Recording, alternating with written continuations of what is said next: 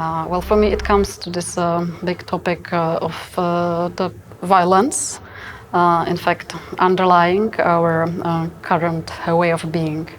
So I think as a global educators, we haven't dared to challenge that enough. We haven't dared to challenge the fact that our current way of being, our current system, that is this one of the global shareholder capitalism, has been subsidized by expropriation of nature and exploitation of people, even by genocides.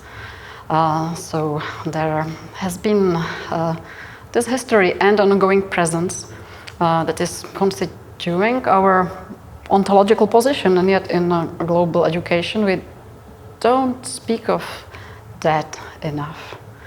So I would invite us as global educators to really dare to look deeper, dig deeper, and try to ask these questions. Why is it that we live in a system that is naturalizing the hierarchies between people and between humanity and nature, which then inevitably results in the cascade of violence and feeds in this multiple crises that we've been experiencing and will likely experience much more in this recent future.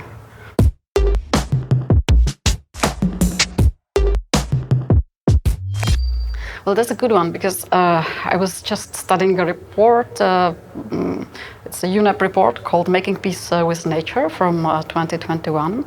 And there they state that with the current progress of climate change and with the level of crisis of ecosystem and the loss of biodiversity, it's likely that 80% of SDGs are compromised if the things go the way they are now, right? So we have like 2/3 of land and waters impacted by humans. We are living in this time of mass extinction of species, and we know that the climate change is advancing faster than what the projections were. So I think that we have questions about that. And indeed, the crisis currently present as the Ukrainian conflict will just feed in this. But it just shows that the magnitude of the challenge, the magnitude of the crisis that we are facing.